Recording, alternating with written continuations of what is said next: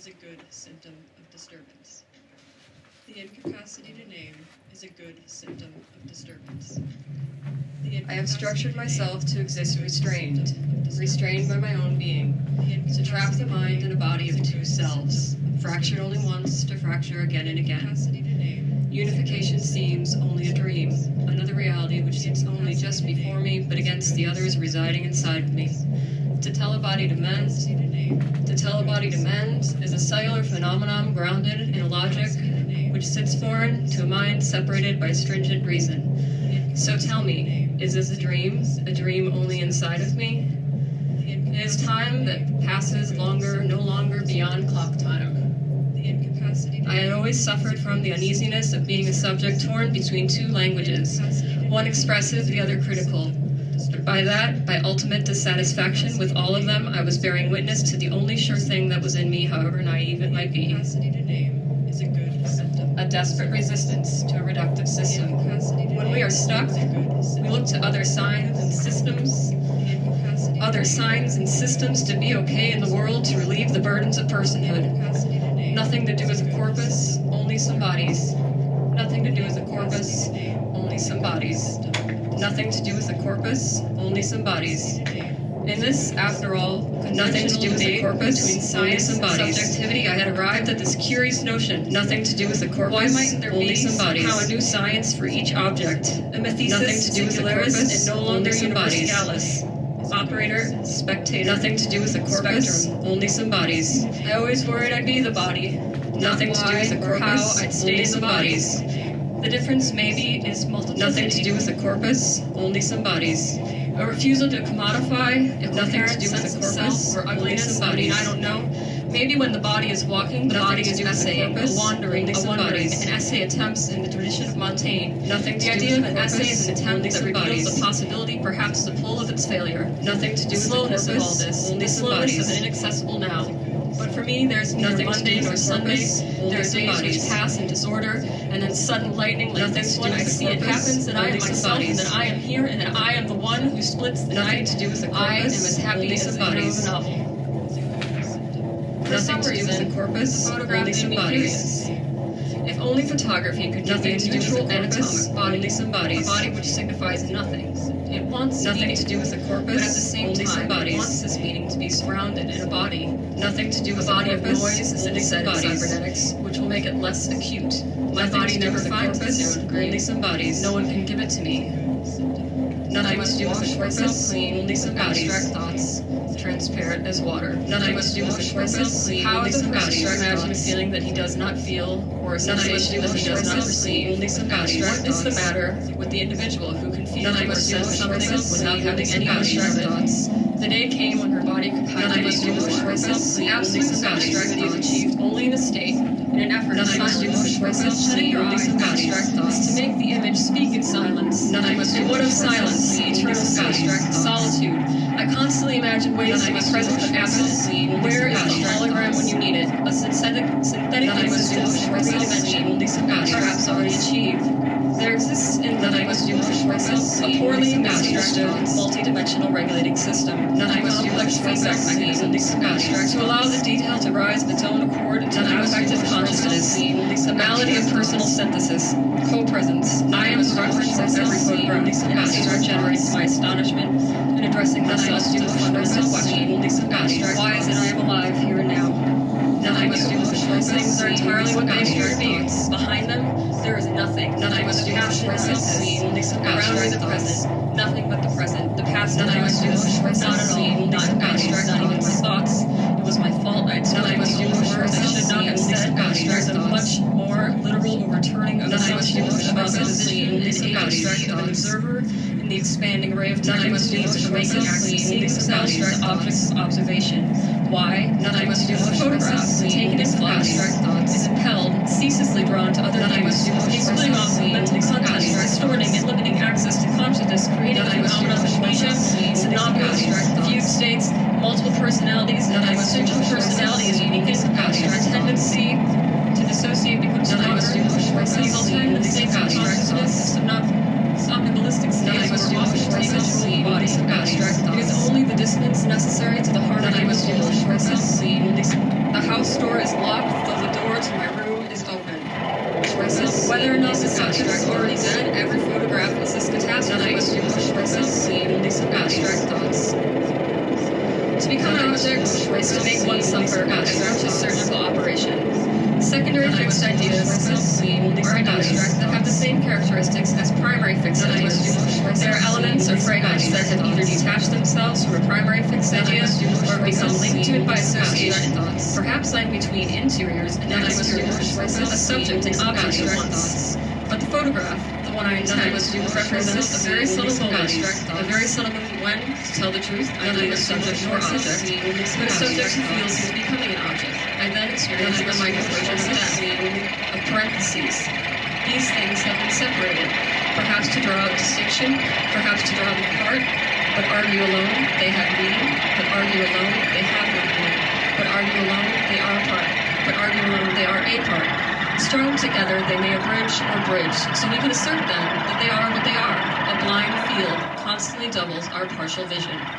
So now nothing is left but anonymous consciousness. This is what there is. Walls. In between walls, a small transparency, alive and personal, but it never forgets itself, and herein lies the risk. That is the photograph then becomes a bizarre medium, a new form of hallucination, false on the level of perception, true on the level of time, a temporal hallucination, so to speak, a modest shared hallucination. On the one hand, it is not there. On the other, it has been a mad image, chafed by reality. Nothing must do with the purpose, only some abstract thoughts.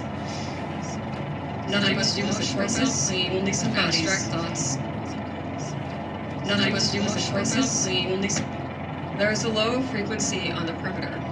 First, it sits there. As I open the pages of the book, it feels peripheral, the perimeter.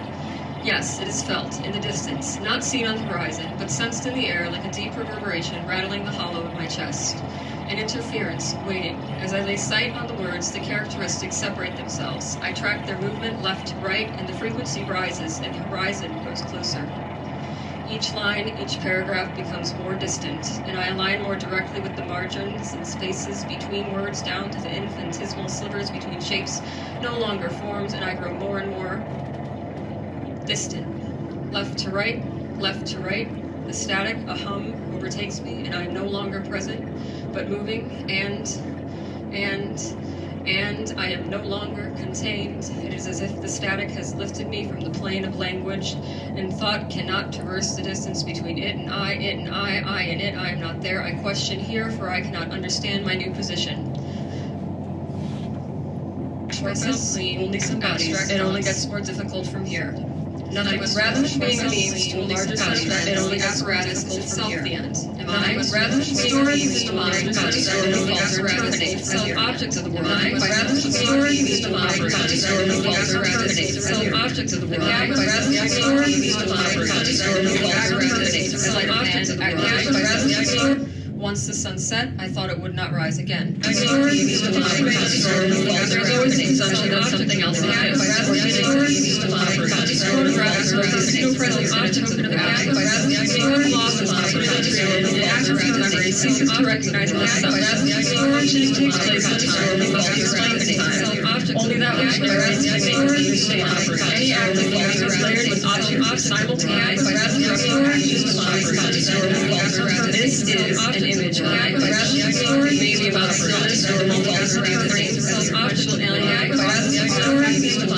for the internalized and exploded into the world. Perception of reality, but some limit has been reached, and not only that, I thought irrevocably objects of the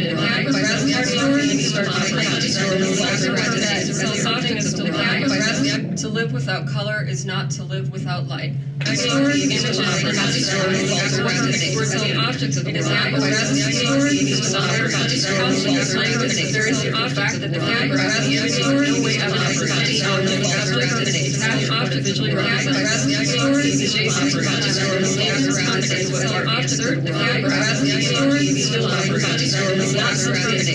objects of whatever it is, appealing not to object phenomena, but they also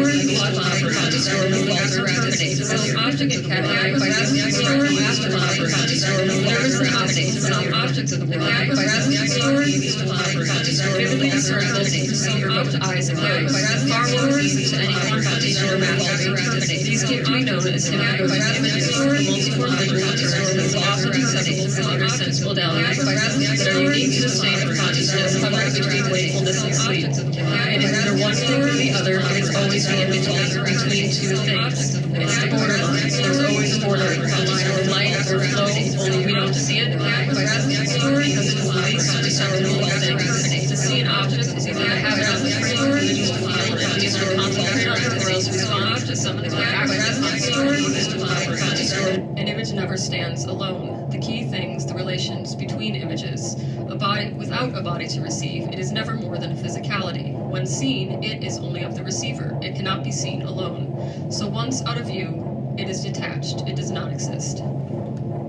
I see my own perceptual history as a result of my relationship with the external world, my presence, and my objectivity objects of the world. One moment of time among all others, my duration or reflection, or absolute aspects of the universe, my body is a mode, object of space. As objects in a photograph, we are always the isolated objects of the objects of the world. Objects of the world, the object is the subject.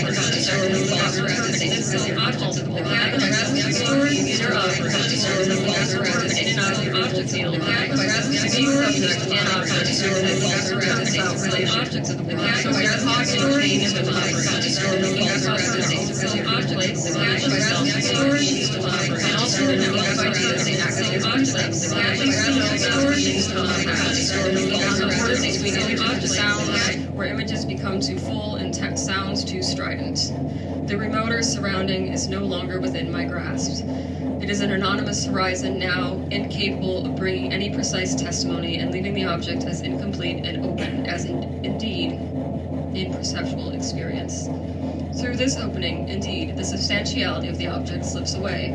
Image may be exemplary, but never exemplar.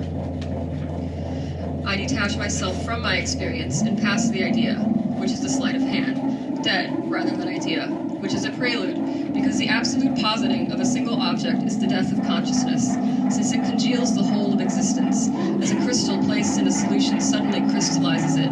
But images also have an inside, and certain images have an inside and are experienced from the inside, their subjects. And since the genesis of the objective body, by withdrawing from the objective world, will carry with it intelligible threads linking to its surrounding and finally reveal to us the perceiving subject as the perceived world, there is a transformational relation between a deployment of light sources and the social construction of time. Descriptions replace objects. Thus, every object is the mirror of all others. I never did understand what it meant to be